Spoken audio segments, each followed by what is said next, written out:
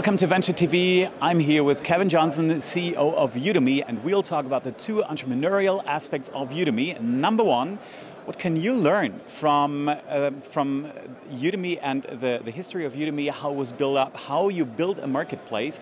And number two, how can you become a Udemy entrepreneur? So how can you, maybe if you're interested in that, start courses on Udemy, and we'll share some of the secrets of the best Udemy instructors.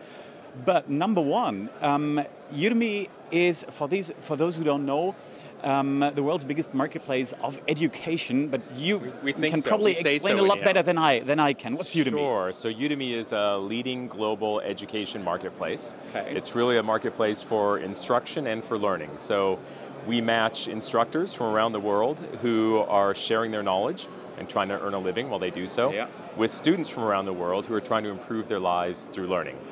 And there are really two types of different education that people are seeking. One is more professional, so students coming to learn, how to code in iOS and become a mobile programmer, or how to do more with Excel to support their finance job.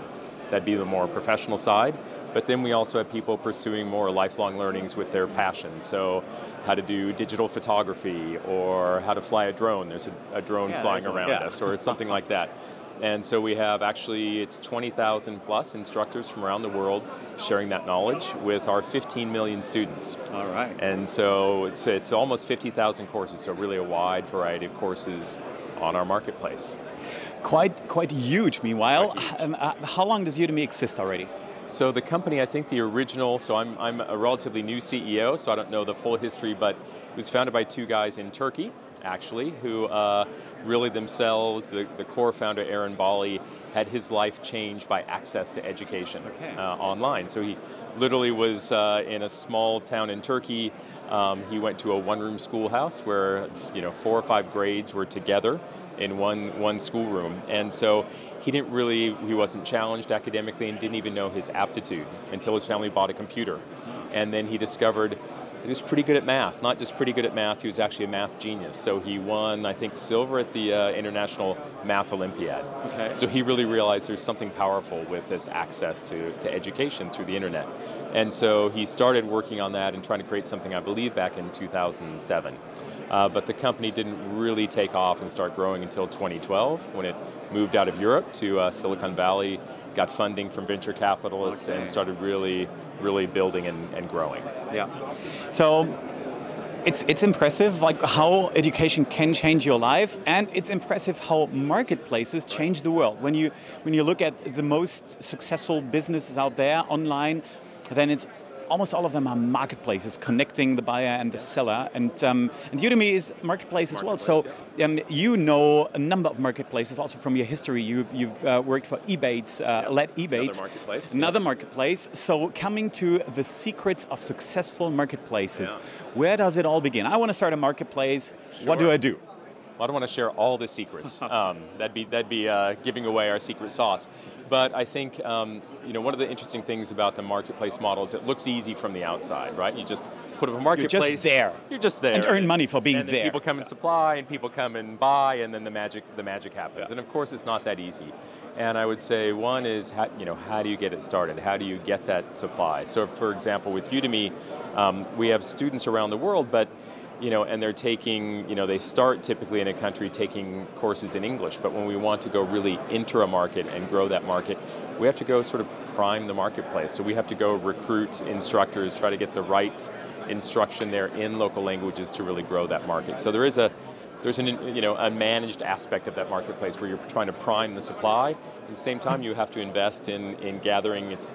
In the US, we say the old chicken and egg problem, right? So we have to attract the students as well. And so we have to invest up front with marketing to try to get them onto the platform. And so the toughest thing with any marketplace is striking that balance, right? And not going too far to one side or the other with your investment. You sort of got to manage them together. And then the toughest thing is many marketplaces don't realize that you have to maintain that balance. So if you sort of in your mind serve only the buyers and underinvests in the suppliers, you'll fail. Or vice versa, if you go too far on the supply side and don't consider your consumers, then you get out of balance and fail. So striking that balance. We identified the problems now. Yeah. Chicken and egg problem, the balance is really important. But how do you actually manage it to set up a marketplace? Is niche a good answer? Start in the niche so that you look attractive at least in the niche? Or what is your, I know that you are entering new markets like Germany right now. What is your approach to entering new markets? Yeah, so it is to start with a niche as opposed to just have a marketplace of everything, right? You got to start small and then a little bit of everything doesn't Amazon look really started attractive. with books, right? And now it's A to Z, everything. So they started small, got really good at it, and then started adding other pieces. So I think that's key. We follow the demand, so we can. The great thing is now we get to cheat because we have critical mass, so we can look to see where the students are, right? We see that initial demand. Oh, Germany. Here's the kind of courses they're buying in English. What if we had these courses in German with German instructors? So then we can follow that demand into a market and invest. Yeah. So that's easy to say. Once we have both chicken and egg, then we can go invest in more chickens or whatever the right analogy is. The second thing is the entrepreneurial side of becoming a Udemy instructor. Yeah. Do you have numbers? How many people out there exist who make a living from teaching on Udemy? Yeah, it's a good question. It's my favorite aspect of Udemy is the fact that we're actually helping great teachers earn a living through sharing their knowledge, right? And hopefully everyone out there has had that experience. I know I did. I'm still friends with one of my high school teachers, actually, because he was such a great teacher and really changed my life. And so I hope everybody has had at least one of those experiences where you know that right instructor. And so we have some of those instructors on Udemy. We have students who are literally waiting, begging for that teacher to create the next course because they're so good in their topic area. And so these instructors have become almost mini businesses themselves. I met one recently. I think he employs a team of 12 now, believe it or not, around his Udemy courses. So they're doing teaching assistant kind of work and helping answer questions for his students online because he now has 250,000 students, so more than he can possibly manage on his own. So, what are the secrets of these? What's the secret sauce? So I think it's one, it's starting with something you know, right, and you have some passion for and affinity for, and then really testing it out. We try to make it as easy as possible. It's still too hard, but we're trying to make it easier to test on Udemy. The other thing we do is we've actually now recently released a data and analysis tool. So an instructor on Udemy can come, they can do a query to see what kind of demand there is for a topic area. So they can figure out what is that course I might want to teach. We actually let them estimate what a course might be worth per month if they create that course. So they can filter through and look at the data. So we're trying to provide the data tools for people to figure out what would be best. And so then really you have to decide, is your approach as an instructor, you look at what's out there for coding in Python, high demand courses. Can you beat what's out there? If so, the demand is there for you. Or do you go for something that's not there because there's no competition? I think there's really no right answer. It really depends on the individual instructor's skill and their passion area. But I think really it's if you've got a passion for teaching or for a subject, then you have opportunity, right? If you're forcing it, if you don't have either, then it's going to show. You're probably not going to be a great instructor for a topic.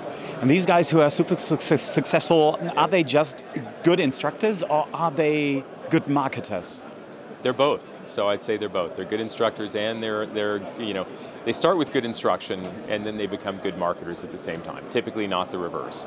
And so they get a following. They start seeing the momentum. They think I'd want more. So then they're sharing on LinkedIn. They're sharing on Facebook. They're figuring out how to market themselves. And crazy affiliate stuff or whatever. Yeah, and do things like. I met one instructor recently who when he has a new high demand course, he packages it with another course and some additional material goes with it and then sells it for a higher price. He even goes out and tries to pre-sell on Kickstarter, pre-sell his courses like, hey, if I teach the latest in iOS, who will take it? And so he sort of gauges the demand before he even creates the course out there, which is pretty. That's a real definition of an entrepreneur, right? Yeah. It is. Let's, in the last minutes, have a look at education out there. And with out there, I mean the world. The world, What? yeah. Sometimes you hear the term education crisis. Why? It's never been easier to get education than now. Why do people say? What do they mean when they talk about education crisis? Yeah, well, I think it's really looking at what happened in the U.S. with the Trump election and looking at Brexit and some of the other populist movements around the world. It's really clear that a group of people, really on both ends of the political spectrum, feel very disenfranchised, feel like they don't have access to opportunity, and they're incredibly frustrated. And it's because sort of the traditional models of education have broken down for them. And I won't pretend to speak for the rest of the world or really even for the US, but I'll use the US as an example. It's never been more important if you want to be in the world I work in to have an advanced education. But if you're somewhere in a rural part of the country, you don't even know what education you need or where to get it. And it's one of the few things in the US. The cost of consumer electronics over the past 20 years has plummeted. So by comparison, a television almost feels like free compared to when I was a kid. And that's true across a large range of consumer goods. The only two things that have really gone up dramatically in cost are education and healthcare in the US. So education has never been more important, but it never feels more out of reach in the traditional model. Mm-hmm. So really, hence our model and the others out there, that's where the crisis is. They're trying to solve that and make the right kind of education accessible to people at a much lower price, a much more accessible price. And then there are these online courses that you can access for free from the best universities. Isn't that just great? Doesn't that help a lot? It does help, yeah.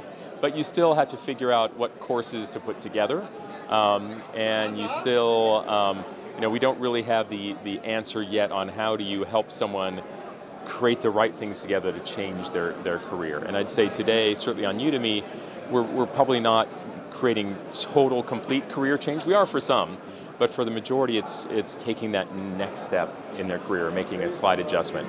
And we hope to do more. We're trying to figure out what is the right model to help people know how to put together a curriculum as opposed to just one piece of knowledge to really take those bigger steps.